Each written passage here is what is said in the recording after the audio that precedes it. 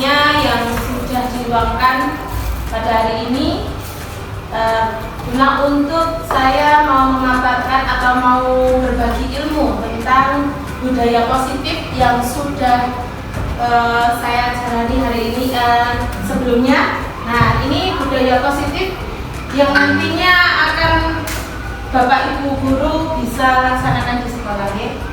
Nah, dari pertanyaan tematik ini nanti akan kita ulas dari materi-materi itu.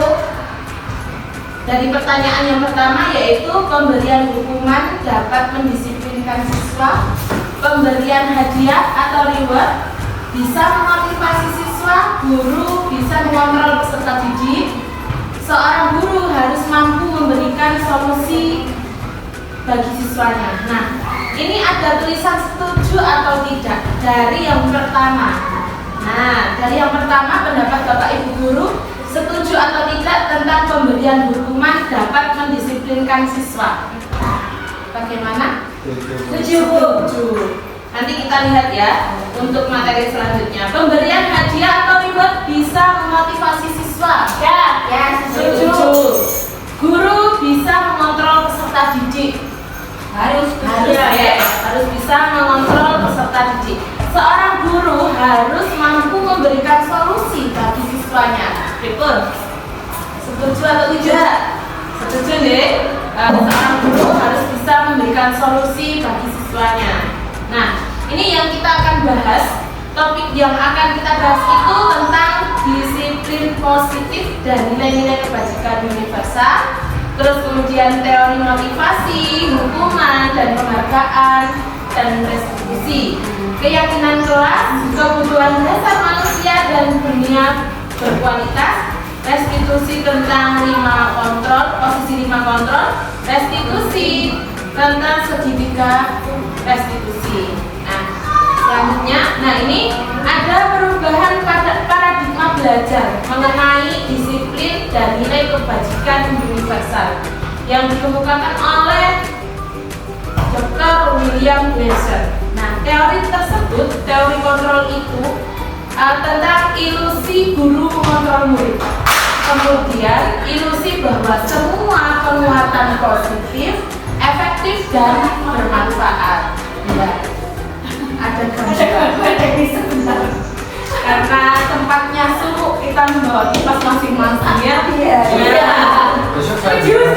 Iya, nanti ini masih proses AC-nya. Angin jendela masih. Terus saya lanjut ya. Ilusi bahwa kritik dan membuat orang merasa karakter dan menguatkan karakter, maksudnya seperti itu. Terus kemudian ilusi bahwa orang dewasa memiliki hak untuk memaksa. Nah, lanjut. Nah, disiplin positif ini mempunyai makna. Kata disiplin itu sebagaimana seorang yang memiliki disiplin dari diri, berarti mereka bisa bertanggung jawab terhadap apa yang dilakukannya karena mereka berdasarkan tindakan mereka pada nilai-nilai kebajikan universal. Dalam nilai hal ini dinyatakan oleh Ki Hajar Dewantara. Nah, tentang pertanggungjawaban itulah selalu menjadi sisihannya, hak atau kewajiban dari seorang yang pegang kekuasaan atau pimpinan dalam umumnya. Adapun artinya tidak lain ialah orang tadi harus mempertanggungjawabkan diri serta tertibnya laku diri dari segala hak dan kewajibannya. Dikemukakan dalam buku Ki Hajar Dewantara Pemikiran Konsepsi Keteladanan Sikap Merdeka cetakan kelima tahun 2013 halaman 469. Next. Nah, makna nilai kebajikan. Nah, nilai-nilai kebajikan itu adalah sifat-sifat positif manusia yang merupakan tujuan mulia yang ingin dicapai setiap individu.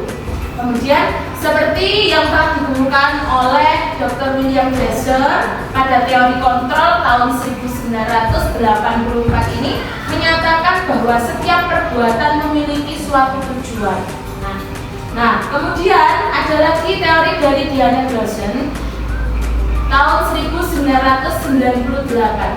mengemukakan bahwa dengan mengaitkan nilai-nilai kebajikan yang diyakini seseorang, maka motivasi intrinsiknya akan terbangun sehingga menggerakkan motivasi dari dalam untuk mencapai tujuan mulia yang diinginkan. Nah, next untuk lanjutnya.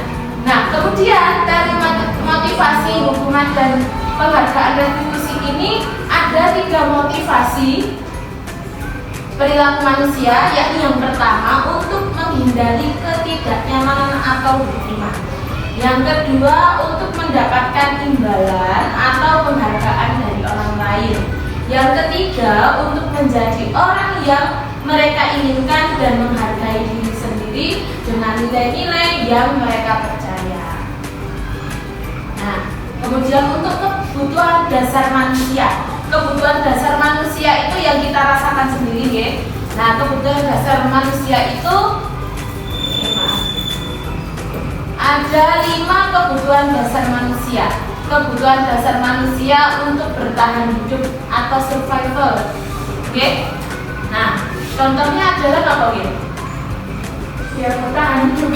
Untuk bertahan hidup kita memerlukan apa? Memerlukan apa? Memerlukan makan, minum, kemudian sandang, pangan, papan, itu kalau bahasa Jawa gitu. Nah, kalau bahasa Indonesianya nanti ada sekunder, primer, tersier. Nah, itu ya. Nah, itu kalau masuk dalam pelajaran PS. Kemudian kasih sayang yang dan rasa diterima, love and belong. Nah, ini diterima. Apakah semua manusia butuh dengan ini? Tentu ya. Nah, saya kamu Sarania lah, seperti itu ya. Iya. Pasti itu.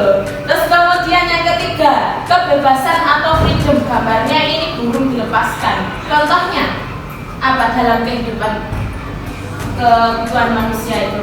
Ya, bebas untuk memilih. Bebas ya, bebas untuk memilih tujuan, bebas untuk memilih pendapatnya, terus bebas memilih keyakinannya. Nah, seperti itu. Terus kemudian penguasaan atau power. Nah, penguasaan atau power ini contohnya tentang apa ini dalam kebutuhan manusia? Penguasaan ya, atau keahlian dalam dirinya. Nah, bisa penguasaan dalam dirinya, ingin menguasai menguasai misalnya anak-anak di dalam kelas. Saya loh bisa seperti ini, penguasaan dirinya dapat. Kalau misalnya penguasaan dirinya ini kurang, nanti akan membawakan dirinya dalam di kelas misalnya dalam belajar itu tadi. Kalau penguasaan itu didapatkan, dia akan percaya diri nantinya. Terus kemudian kesenangan atau fun. Nah, kesenangan atau fun siapa sih?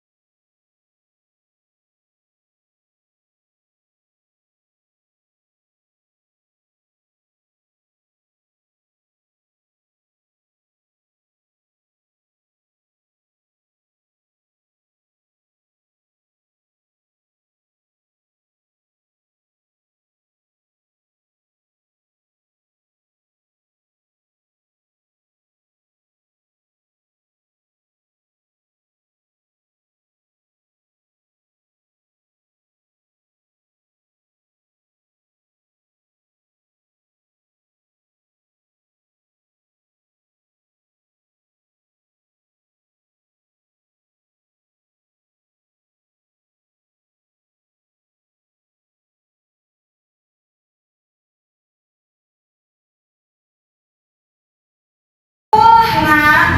Disangka ibu tidak bisa membina kamu. Duh, gimana ini? Maaf Bu.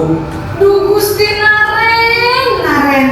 Kamu suka ya kalau ibu ditegur bapak kepala sekolah? Terus, sekarang ibu harus tulis apa ya di buku absen? Ini kamu sudah sering terlambat loh. Ibu harus apa coba? Maaf Bu. Maaf sekali.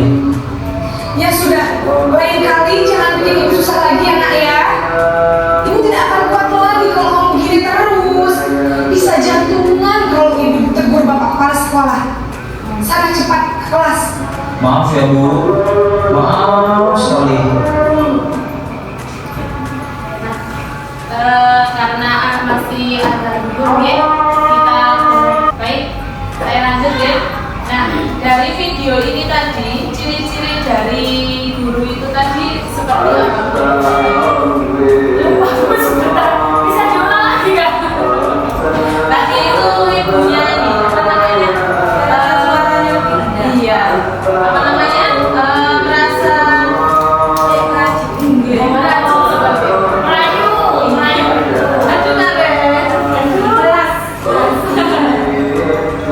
Merasa kepala sekolah takut untuk dimarahi kepala sekolahnya tadi. Bagaimana berarti ini nadanya agak rendah ya? Iya. Oke, dari yang tadi kita berikan dulu.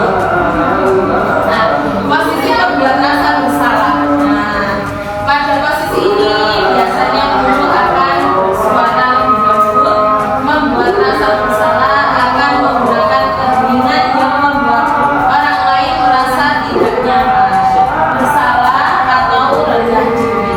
Nah, kemudian dampak pada itu, nah murid akan merasa bersalah telah mengecewakan ibu itu tadi atau bapak gurunya. Murid akan merasa menjadi orang yang gagal dan tidak sanggup membahagiakan orang lain.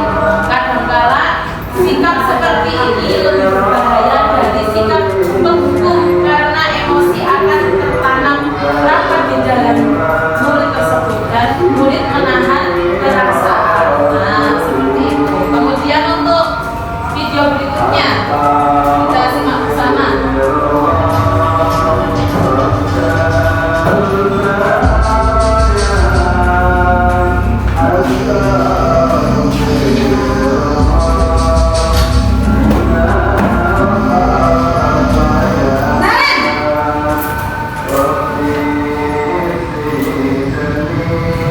Selamat pagi Bu. Wah, sudah jam berapa ini nak? Terlambat lagi ya sayang. Iya Bu. Habis ibu saya lupa bangunkan saya Bu. Kamu malah menyalahkan ibu kamu. Kamu bukannya anak yang larinya paling kencang. Kok terlambat sih? Iya Bu. Saya memang terlambat bangun tadi. Jadi biarpun saya lari kencang, tetap gak kejar Bu. Ya sudah sana. Nanti lain kali larinya lebih kencang lagi ya. Biar gak terlambat lagi. Bikin senang ibu. Demi ibu. Bisa kan? Bisa Bu. Ya sudah sana masuk kelas. Ibu beresin urusan absen kamu. Bikin sekali. Nah, bisa lah Bu, jawabannya seperti ini. Kira-kira ciri-ciri dan perkataan yang bagaimana menurut panjenengan semuanya dari ibu guru ini tadi? Nah, seperti sama temannya, jadi lebih dekat. Dan narennya juga banyak apa namanya berkata gitu atau berbicara. Bahasa percakapannya lebih santai. Kita berikan ekspresi apa ya? Posisi teman, seperti bersama teman. Nah, guru pada posisi ini tidak akan menyakiti murid, namun akan tetap berupaya mengontrol murid melalui persuasi. Posisi teman pada guru bisa negatif ataupun positif. Positif di sini berupa hubungan baik yang terjalin antara guru dan murid. Hal negatifnya dari posisi teman adalah bila suatu saat guru tersebut tidak membantu, maka murid akan kecewa dan berkata, murid merasa dikecewakan dan tidak mau lagi berusaha. Nah, dampak pada murid akan merasa senang dan akrab dengan gurunya. Betul. Ini termasuk dampak yang positif. Hanya saja di sisi negatif ini murid menjadi tergantung pada gurunya. Terus kemudian bila ada masalah, dia merasa bisa mengandalkan guru tersebut untuk membantunya. Jadi tidak bisa mandiri seperti itu. Nah, jaga no guru nih. Santai sama guru. Kok ya diatasi guru lah, guru ini tidak cakap bagaimana. Nah, seperti itu ya. Jadi tidak bisa mandiri pemikirannya maupun sikapnya. Nah, kemudian ini video berikutnya.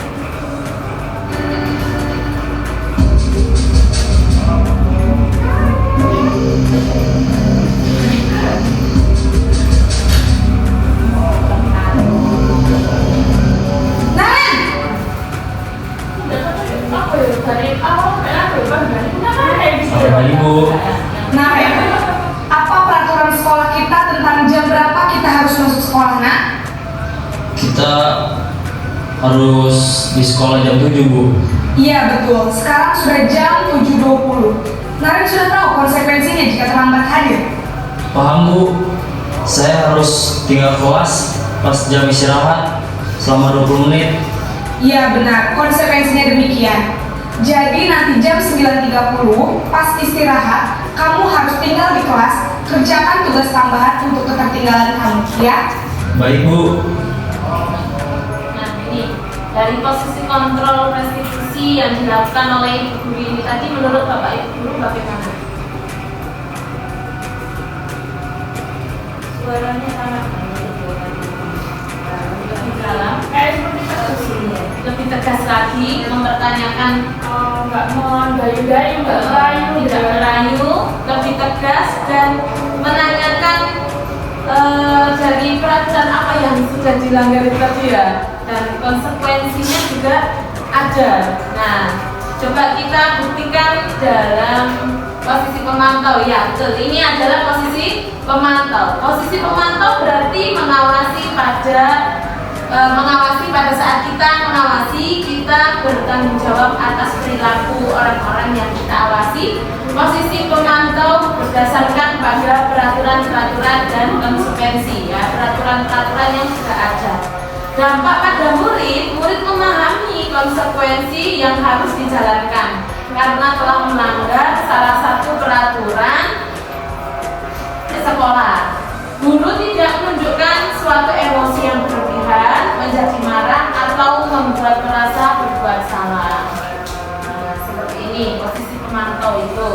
Terus kemudian untuk video yang terakhir ini kita simak bersama.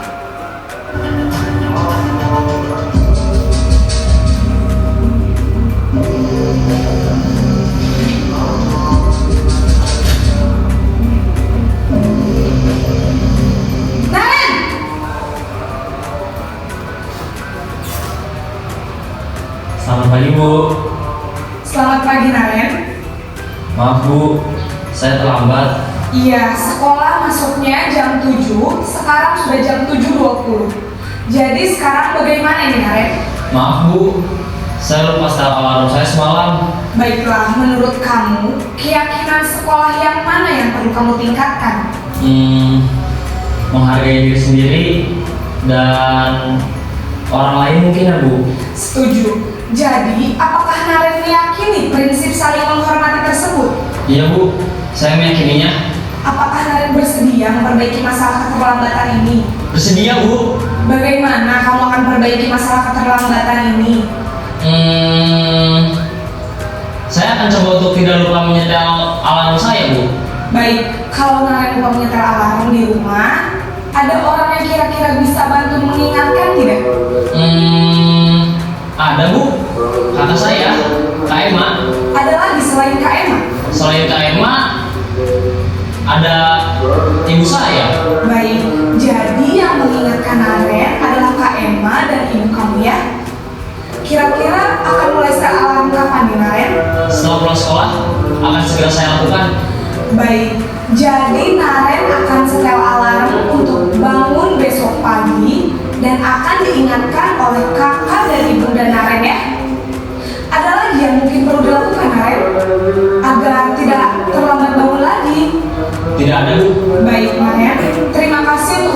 tugaslah kamu. Sekarang kamu perlu kembali ke kelas untuk belajar. Baik Bu, terima kasih. Nah, ini dari video ini, monggo Bapak Ibu guru bisa memberikan pendapatnya tentang ibu guru dulu, nanti kemudian sinarnya. Ya, untuk ibu gurunya bagaimana menurut Bapak? Ya, ibu gurunya lebih sabar sih. Gurunya lebih santai aja. Ya, anaknya juga langsung mengerti apa yang mereka lakukan. Sarannya itu sudah tahu. Iya, dari kesepakatan atau keyakinan ya. Saya terlambat memasuki itu. Iya, jadi anak itu tidak merasa takut ataupun merasa bersalah ya dari sini. Nah, kita lihat atau buktikan dari posisi manajer ini. Posisi terakhir manajer adalah posisi di mana membuat sesuatu bersama dengan murid. Nah, mempersilahkan murid untuk mempertanggungjawabkan perilakunya, mendukung murid agar dapat menemukan solusi atas permasalahannya sendiri. Fokus pada murid bukan untuk membahagiakan guru atau orang tua. Murid sudah mengetahui adanya suatu masalah dan suatu perlu terjadi. Guru akan mengembalikan tanggung jawab murid untuk mencari jalan keluar permasalahannya, tentu dengan bimbingan guru. Jadi tetap dibimbing atau digiring ya, istilahnya seperti itu. Jadi anak itu nanti akan mengerti, oh saya loh melanggar keyakinan ini, berarti saya mendapatkan konsekuensi ini, dan saya harus memperbaiki bagaimana yang keyakinan apa yang harus saya perbaiki. Nah, dari situlah nanti akan diberikan solusi-solusi tentang permasalahan si anak itu tadi, si murid itu tadi. Nah, dari solusi itu akan bisa dipikirkan kembali oleh murid itu tadi dan akan kembali kepada perbuatan yang lebih baik lagi dari permasalahan. Nah, dari keyakinan kelas, nah tadi sudah ada disinggung keyakinan kelas sedikit ya, tentang keyakinan kelas itu. Keyakinan kelas adalah nilai-nilai kebajikan atau prinsip-prinsip universal lepas dari perbedaan agama, suku, negara, dan bahasa. Menurut dosen 1998, suatu keyakinan akan lebih memotivasi seseorang dari dalam intrinsik. Seseorang akan lebih bersemangat untuk menjalankan keyakinan daripada hanya sekedar mengikuti peraturannya. Jadi ada keyakinan berbeda ya, keyakinan dan peraturan itu. Lanjut, keyakinan kelas. Nah, mengapa keyakinan kelas? Mengapa tidak peraturan kelas saja? Nah, kalau dulu kayak saya dalam pemahaman kita semua itu peraturan ya, peraturan yang harus ditaati seperti itu. Saya juga masih mengenai itu, menekankan pada keyakinan seseorang akan lebih memotivasi seseorang dari dalam. Seseorang akan lebih tergerak dan bersemangat untuk menjalankan keyakinannya daripada hanya sekedar mengikuti serangkaian peraturan tertulis tanpa makna. Murid-murid pun demikian, mereka perlu mendengarkan dan memahami arti sesungguhnya tentang peraturan. Peraturan yang diberikan, apa nilai-nilai kebajikan di balik peraturan tersebut, apa tujuan utamanya, dan menjadi tidak tertarik atau takut sehingga hanya sekedar mengikuti serangkaian peraturan-peraturan yang mengatur mereka tanpa memahami tujuan mulianya. Itu perbedaan dari keyakinan dan peraturan. Apa kok keyakinan, kok tidak peraturan kelas saja? Nah, seperti itu ya. Nah, kemudian keyakinan kelas yang selalu bersikap positif, senantiasa menjadi diri terbaik, percaya dan menghormati orang lain, serta barang miliknya berkomitmen terhadap setiap tugas senantiasa membantu. Nah, dari ini ada pertanyaan-pertanyaan reflektif ya. Nah, ini ada suatu permasalahan di mana di dalam kelas ini Pak Irfan. Nah, Pak Irfan kurang menguasai Irfan kurang menguasai pelajaran matematika, sehingga pada saat pelajaran tersebut berlangsung dia lebih banyak berdiam diri atau menggambar di buku pelajarannya. Pada saat guru matematikanya Pak Seno menanyakan pertanyaan Irfan menjadi gugup dan tak sengaja menjatuhkan tas dari kursinya, serta tiba-tiba menjadi gagap pada saat berupaya menjawab. Seluruh kelas pun tertawa melihat perilaku Irfan yang berbicara tergagap-gagap itu ya, dan terkejut tersebut. Pak Seno pada saat itu membiarkan teman-teman Irfan menertawakan Irfan yang tergagap dan malu luar biasa, dan malahan minta Irfan untuk maju ke depan dan berdiri di depan kelas sambil menunjuk hidung karena tidak bisa menjawab pertanyaan Pak Seno. Kelas makin gaduh dan anak-anak pun tertawa melihat Irfan di depan kelas memegang ujung hidung. Jadi selain ditunjuk hidungnya itu, Irfan juga diminta untuk menunjuk hidungnya di depan kelas. Nah, ini ada dua pertanyaan, nanti Bapak Ibu guru bisa mengungkapkan pendapatnya panjenengan ya. Nah, satu, apakah Anda setuju dengan tindakan Pak Seno terhadap Irfan? Tidak.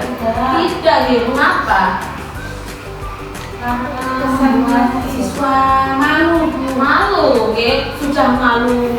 Apa karena memang takut saat ditanyain Pak Seno tadi, terus kemudian ditunjuk hidungnya, terus kemudian apalagi yang di depan tadi disuruh maju megang hidung. Nah, kemudian yang kedua, menurut Anda tindakan Pak Seno terhadap Irfan adalah sebuah hukuman atau konsekuensi? Hukuman. Kenapa? Mengapa kok hukuman? Lihat itu tadi disuruh maju, terus pegang hidung, tidak termasuk hukuman fisik. Oh ya, betul. Karena itu termasuk hukuman tindakan fisik ya. Nah, yang dilakukan oleh Pak Seno tidak ada konsekuensi apa-apa melainkan tindakan fisik secara langsung. Nah, hukuman, konsekuensi, dan restitusi. Nah, kita berbicara tentang apa itu hukuman ya. Nah, hukuman itu bersifat tidak terencana atau tiba-tiba. Anak atau murid tidak tahu apa yang akan terjadi dan tidak dilibatkan. Hukuman bersifat satu arah dari pihak guru yang memberikan, dan murid hanya menerima suatu hukuman tanpa melalui suatu kesepakatan atau mengarahkan dari pihak guru, baik sebelum atau sesudahnya. Hukuman yang diberikan bisa berupa fisik maupun psikis. Murid atau anak disakiti oleh suatu perbuatan atau kata-kata. Jadi agak menyakiti gitu, seperti itu ya. Nah, sesuai dengan gambar ini seperti ini. Biasanya Pak gurunya kalau misalnya menghadapi muridnya, kamu itu ya, aku mengerjakan PR, sudah mengerjakan di luar. Nah, banyak saya temui dulu itu kalau saya di sekolah. Sekarang enggak. Terus kemudian apa itu konsekuensi? Nah, tadi hukuman, sekarang konsekuensi. Konsekuensi sudah terencana atau sudah disepakati, sudah dibahas dan disetujui oleh murid dan guru. Umumnya bentuk-bentuk konsekuensi dibuat oleh pihak guru atau sekolah, dan murid sudah mengetahui sebelumnya konsekuensi yang akan diterima bila ada pelanggaran. Pada konsekuensi, murid tetap dibuat tidak nyaman untuk jangka waktu pendek. Konsekuensi biasanya diberikan berdasarkan suatu data yang umumnya dapat diukur. Misalnya setelah 3 kali tugasnya tidak diselesaikan pada batas waktu yang diberikan, atau murid melakukan kegiatan di luar kegiatan pembelajaran, misalnya ngobrol pada saat pembelajaran, maka murid tersebut akan kehilangan waktu bermain dan harus menyelesaikan tugas karena ketertinggalannya. Peraturan dan konsekuensi yang mengikuti ini sudah diketahui sebelumnya oleh murid. Sikap guru di sini senantiasa memonitor murid. Nah, ini dari pernyataan ini, Bapak Ibu guru bisa melihat atau termasuk dalam hukuman atau konsekuensi. Nah, berarti dalam hukuman atau konsekuensi. Monggo bisa dilihat dulu atau dibaca dulu. Lari mengelilingi lapangan, basket selama 2 kali sebanyak 2 kali. Nah, seperti itu. Membersihkan coretan yang dibuat di meja. Yang pertama ini termasuk apa nih? Hukuman. hukuman, termasuk hukuman. Yang kedua, konsekuensi. Yang ketiga, push up 15 kali hukuman, menggantikan kertas tugas teman yang sudah dicoret-coret, konsekuensi. Nah, kita buktikan dulu. Hukuman, konsekuensi, betul semuanya. Ya, berarti sudah paham ya antara hukuman dan konsekuensi. Nah, lanjut. Nah, ini kemudian setelah hukuman, konsekuensi, restitusi sekarang. Apa itu restitusi? Nah, restitusi adalah proses menciptakan kondisi bagi murid untuk memperbaiki kesalahan mereka, sehingga mereka bisa kembali pada kelompok mereka dengan karakter yang lebih kuat menurut dosen tahun 2024. Tahun 2004 salah saya menyebutnya. Restitusi juga merupakan proses kolaboratif yang mengajarkan murid untuk mencari solusi untuk masalah mereka dan membantu murid berpikir tentang orang seperti apa ya mereka inginkan dan bagaimana mereka harus memperlakukan orang lain. Nah, dari segitiga restitusi ini, segitiga restitusi adalah suatu proses dialog yang dijalankan oleh guru atau orang tua agar dapat menghasilkan murid yang mandiri dan bertanggung jawab. Nah, dalam segitiga restitusi ini, tindakannya adalah ada menstabilkan identitas yang pertama, kemudian validasi tindakan yang salah, menanyakan keyakinan, ya setelahnya. Nah, seperti yang kemarin saya sudah lakukan restitusi bersama murid saya mengenai makan di kelas, ya. Saya tanyai dulu, makan di kelas, loh, biasanya tidak terbiasa seperti itu. Dia makan di kelas pada saat jam awal, okay? Jam awal itu pada saat doa sudah tidak tahan katanya. Nah, ini pada saat itu pembelajaran itu tidak bersama saya atau guru kelasnya, tapi bersama guru mapel atau guru agama. Nah, pada saat itu guru agama memberikan suatu laporan kepada saya bahwasanya dia makan pada saat berdoa. Nah, seperti itu. Terus keesokan harinya saya memanggil si anak itu tadi. Kemudian saya beri pertanyaan atau menstabilkan identitas ini. Nah, setiap orang pasti pernah melakukan kesalahan. Kamu bukan satu-satunya yang pernah melakukan ini. Kalau misalnya ibunya sebagai Mbak Aira belum makan pada saat berangkat sekolah, pasti ibunya juga merasakan lapar sama seperti Mbak Aira. Nah, tidak ada manusia itu yang tidak melakukan kesalahan. Pasti ada yang melakukan kesalahan. Kemudian saya menanyakan validasi tindakan yang salah. Bener nggak sih sampean kemarin itu makan gitu? Bener Bu, saya lapar, saya nggak tahan, saya kepingin makan. Pas waktu Bu Tia sudah datang, saya makan. Nah, seperti itu bilangnya. Nah, terus kemudian saya tanyakan keyakinan apa yang harus diperbaiki kalau misalnya Mbak Aira ini makan di kelas.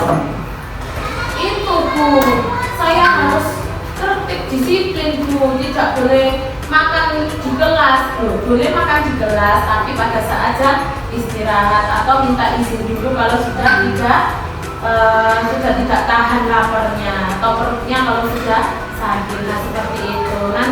Nanti kamu ingin menjadi orang yang seperti apa selanjutnya? Dia bilang, saya akan makan pada saat sebelum belajar.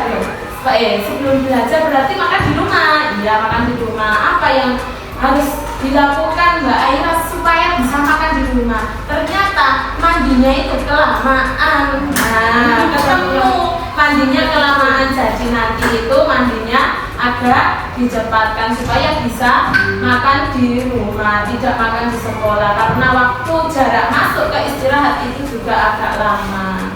Seperti itu. Dan kemarin saya bantu ngomong karena apa? Dari memang kelas 1 agak sulit ya kalau ngomong. berpendapat itu agak sulit. Jadi saya giring lah, intinya seperti itu. Tapi ketemu jawabannya karena mandinya lama akhirnya tidak bisa makan sarapan pagi. Nah ini proses 3 tahapan tersebut didasarkan pada prinsip utama dari teori kontrol, yaitu menstabilkan identitas. Nah, dari teori kontrolnya kita semua akan melakukan hal yang terbaik yang bisa kita lakukan. Validasi tindakan yang salah, teori kontrolnya semua perilaku memiliki alasan. Terus kemudian menanyakan keyakinannya, kita semua memiliki motivasi internal. Sudah? Monggo Bapak Ibu Guru, ini sebuah penutup dari penerapan disiplin positif ini. Barangkali ada masukan ataupun pertanyaan-pertanyaan yang mungkin kurang paham untuk berikutnya.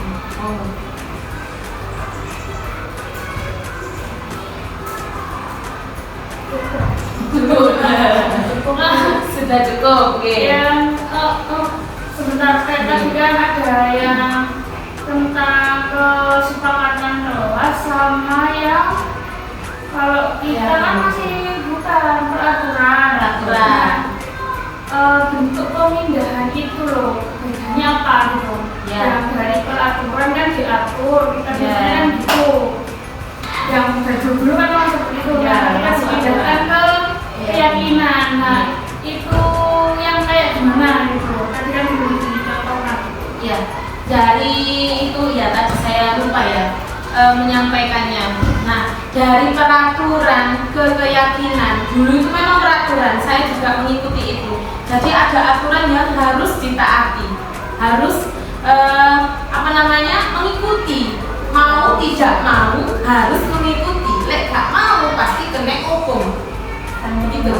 Jadi ada paksaan dari diri saya sendiri juga. Aku kudu teko sak dulunya jam itu, sak hari jam itu aku untuk kena melayu. Nah, seperti itu. Nah, dari peraturan itu yang dibuat oleh gurunya dari satu arah jadinya ya, dari oleh gurunya. Nah, siswanya juga akan mengikuti. Nah, keyakinan ini berbeda. Peraturan ke keyakinan. Jadi ke keyakinan ini ibaratnya kita itu ada 2 arah. Jadi dari arah guru maupun dari arah siswa sama-sama membuat keyakinan. Jadi kesepakatan bersama di kelas ataupun di sekolah. Nah, dari keyakinan itu akan ada kesepakatan. Nanti kalau misalnya ada pelanggaran dari keyakinan itu ya. Nah, seperti itu. Meyakini secara bersama. Meyakini secara bersama. Jadi beda ya antara peraturan dan keyakinan. Seperti itu. Bisa dimengerti itu ya. Yeah. Bagaimana? Sudah paham? Insya Allah paham. Baik. Terima kasih atas waktunya yang sudah hadir di sini untuk mendengarkan dan berbagi ilmu, sharing tentang budaya positif. Saya akhiri. Wassalamualaikum warahmatullahi wabarakatuh. Waalaikumsalam warahmatullahi wabarakatuh.